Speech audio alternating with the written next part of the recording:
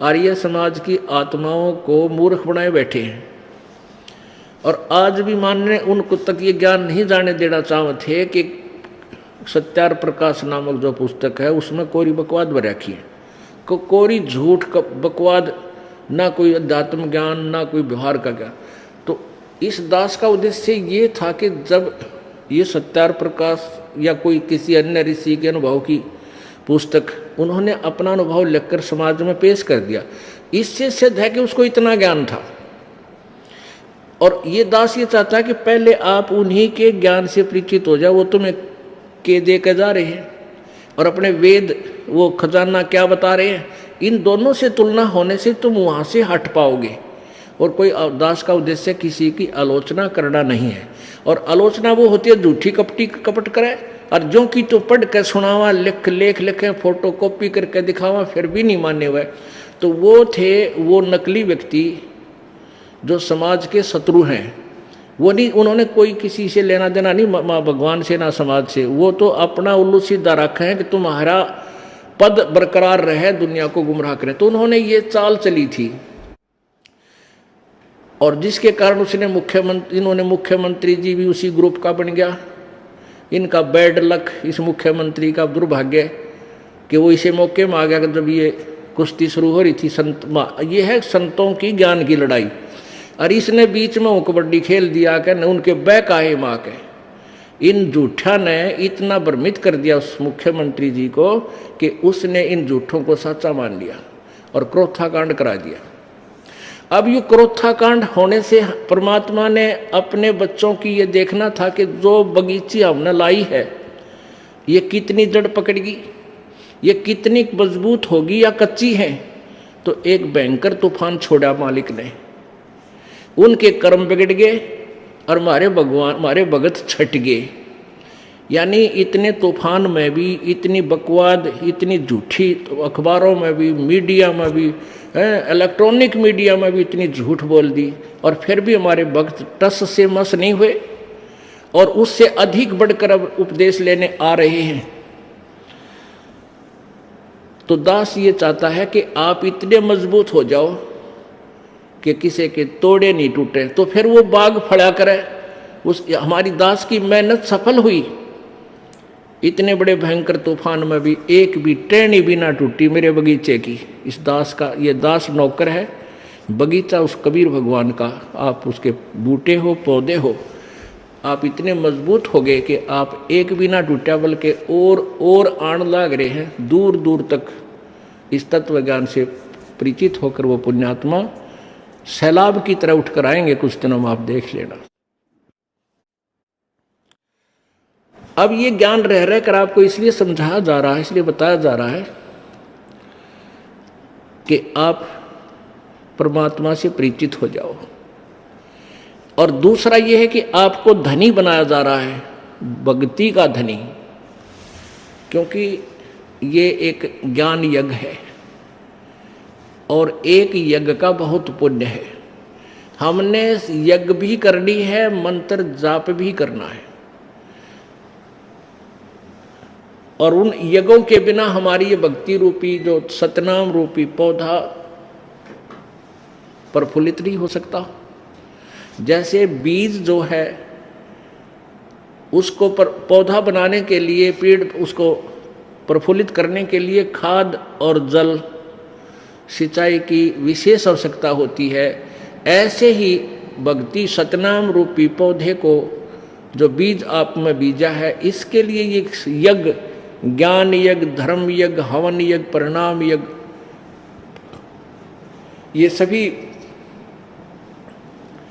और ध्यान यज्ञ, ये सभी यज्ञ करवा के आपके भक्ति रूपी पौधे को हमने परिपक्व करना है।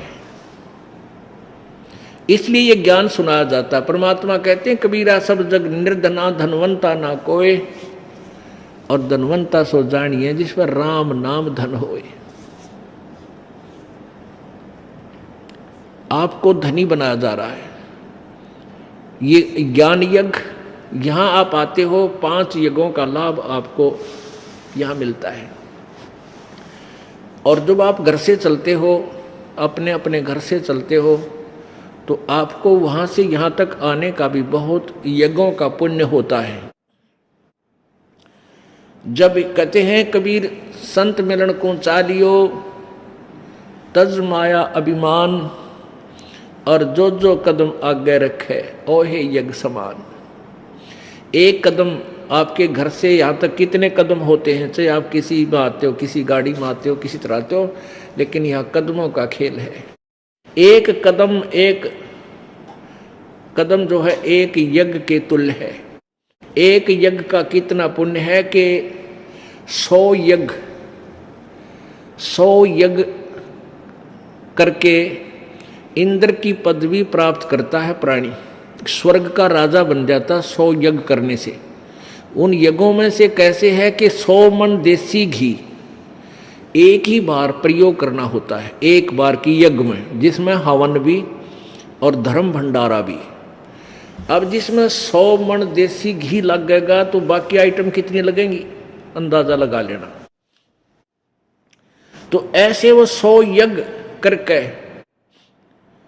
इंद्र की पदवी प्राप्त करता है, इतना धनी हो जाता है।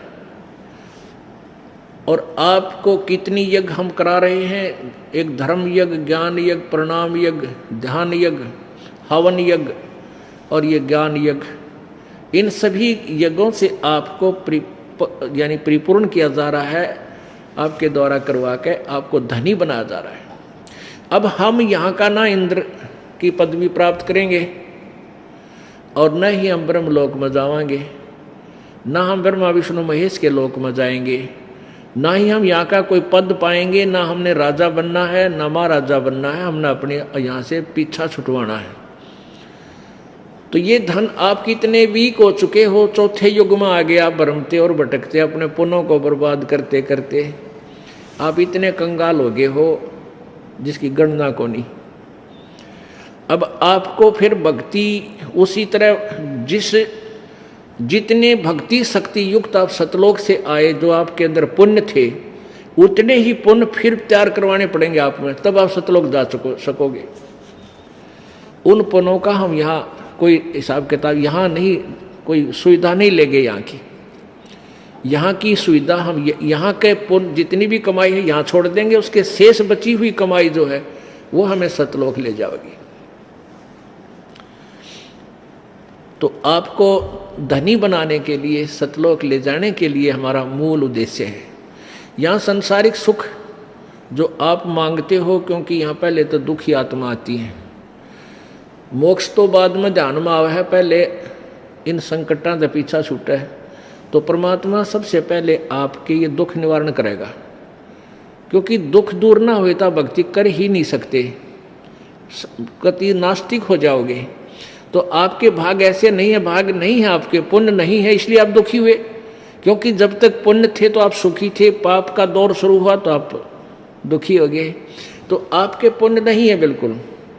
यहाँ आपको परमात्मा अपने कोटे से कुछ राहत देता है कि इसका दिल डटे, आत्मा मुझे पहचान सके। धर्मदास यहाँ घना अंधेरा और बिन परिचय जीव जम का चेहरा।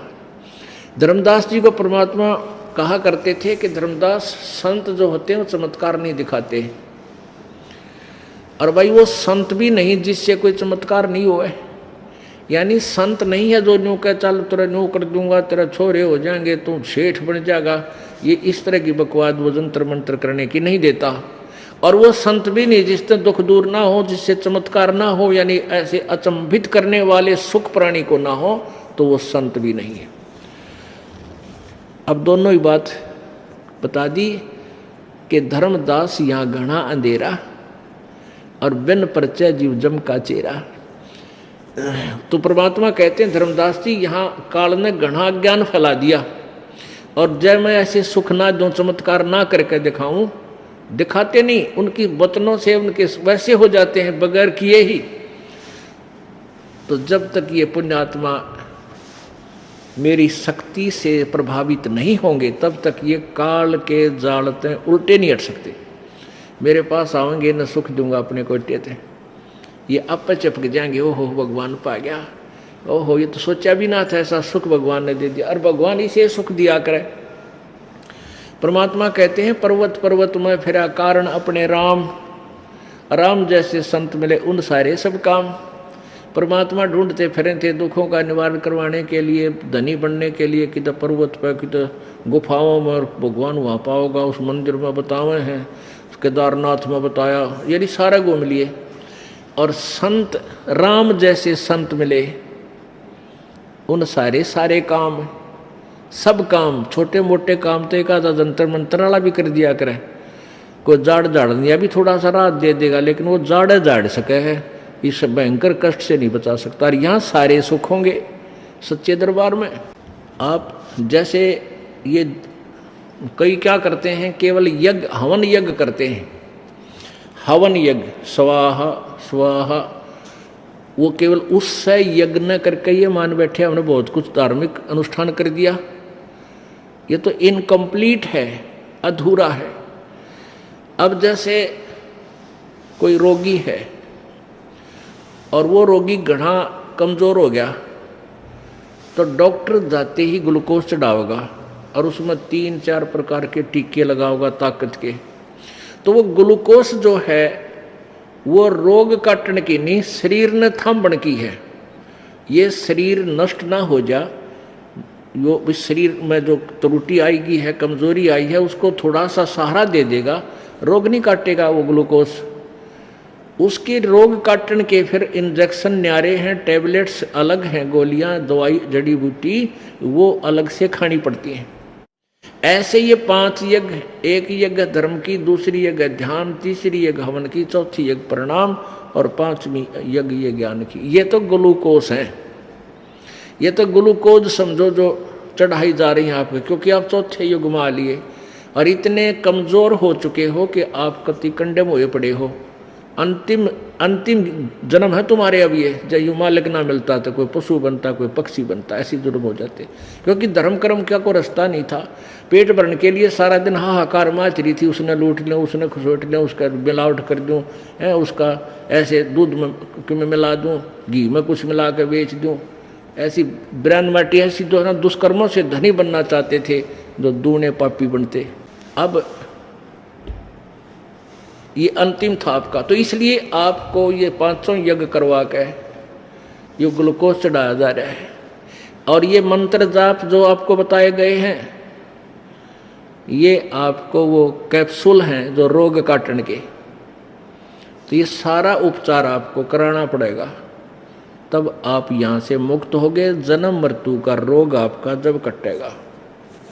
जग सारा रोगिया रे, जिन सतगुरु वैद न जाण्या, जग सारा रोगिया रे। भाई जन्म मरण का रोग लग्या है या तृष्णा बडरी खांसी, जन्म मरण का रोग लग्या है या तृष्णा बडरी खांसी। आवागवन की डोर गले में पड़ी काल की फांसी, जग सारा रोगिया रे, जिन सतगुरु वैद न जाण्या, जग सारा रोगिया रे। जन्म मृत्यु का रोग लगा या इच्छा बढ़ रही खांसी, तृष्णा, नो जोड़ दूँ, कोठी बना लूँ, कार बना दूँ, नो कर लूँ, और 1 मिनट में मृत्यु हो जा, तोड़ दिया कला की तो गद्दा बना पाओ, उसको ठीक है बराबर में खड़ा पाओगा जो का। या तृष्णा बढ़ रही खांसी, जैसे किसी का खांसी हो जा, मिनट में खांसी उठा करे, तो वो कहते ऐसे इच्छा रूपी खांसी थारा रोज उठे जा, पल पल में न्यू कर दूँ, ऐसे कर दूँ, वो बना लूँगा, इबका न्यू कर लूँगा, कुछ कर्जा ले लूँगा, और जो काम करने का है वो कराया नहीं जाता है। फिर क्या बताते हैं कि जन्म मरण का रोग लगा या तृष्णा बढ़ रही खांसी, और आवागमन आने और जाने की, जन्म हुआ फिर मर गया, जन्म हुआ फिर चला, ये आवागमन की डोर गले में या बड़ी